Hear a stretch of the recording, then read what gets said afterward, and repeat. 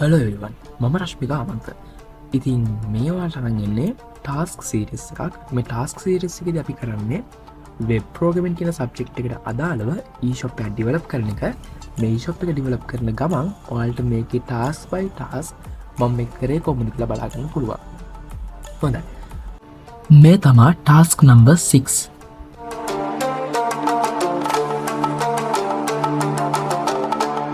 ඉතින් ඔයාලට මේ පේන්නේ මගේ e-shop එකේ හෝම් පේජ් එක. මේ හෝම් පේජ් එකේ ඔයාලා ඔප්ෂන්ස් කීපයක් බලා ගන්න පුළුවන්. ඉතින් මේ ගැන පොඩ්ඩක් කතා කරලා තේම ඔයාලට පේනවා මෙතන අපේ user එකේ user name එක display වෙනවා. ඒ වගේම sign out button එක තියෙනවා. සහ මෙතන now buy එකේ අපි drop down list එකක් පේනවා my e-shop කියලා. my e-shop යටතේ my profile, my sellings, my products, watch list, purchase history, message, contact, admin වගේ features කීපයක් තියෙනවා. ඒ වගේම අපේ cart එක මෙතන display වෙනවා. එතකොට අපේ e-shop එකේ search bar එක තමයි මේ තියෙන්නේ. search bar එකට දකුණු පැත්තෙන් තියෙනවා අපේ categories ටික drop down එකක් විදිහට. දැන් categories දෙකක් add කරලා තියෙනවා dummy content විදිහට. ඒ වගේම search button එක ඊට එහා පැත්තෙන් advanced search button එක අපේ user advanced search කරන්න ඕන මොකක්ද category වලට වෙන් කරලා එහෙම search එකක් කරගන්න ඕන නම් අපිට advanced search කියන මෙන්න මේ feature එක දෙන්න පුළුවන්.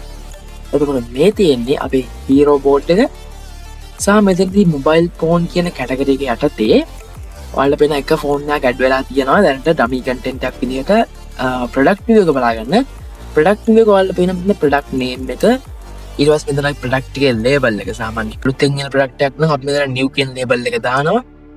සහ price එක එතකොට product එක in stock the out of stock ද කියන product එකේ status එක සහ මෙතන available තියෙන product items ගන්න වගේම buttons තුනක් පල්ලෙහාට තියෙනවා. buy now button එක, add to cart කියන button එක සහ finally favorite product එක කියලා අපිට add කරගන්න පුළුවන් මේ product එක.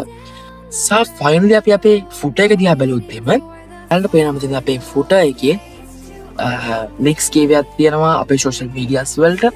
ඒ වගේම contact details ටික දාලා තියෙනවා අපේ. so මේ තමයි අපේ front end එක home page එකේ. දැන් අපි කතා කරමු අපේ program එක ගැන.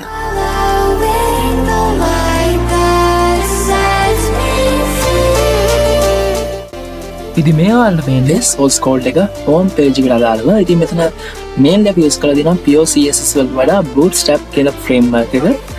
ඉතින් මෙතන ඔයාලට පේනවා bootstrap අපි link කරගෙන තියෙනවා. external file එකක් විදිහට වගේම cdn එක ගහලා bootstrap icon pack එකත් අපි link කරගෙන තියෙනවා. ඒක අමතරව අපේ pure css file එක link කරගෙන තියෙනවා externally. ඒ වගේම ඔයාලට මෙතන පේනවා අපේ header එක මම include කරලා තියෙනවා php හරහා header.php file එක.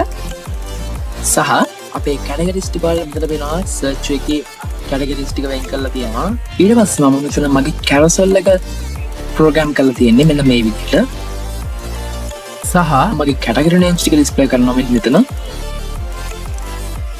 මේ අපේ products ටික සහ footer එක මෙන්න මේ විදිහට මම link කරගෙන තියෙනවා php file එක කරා php include කියන command එකෙන්.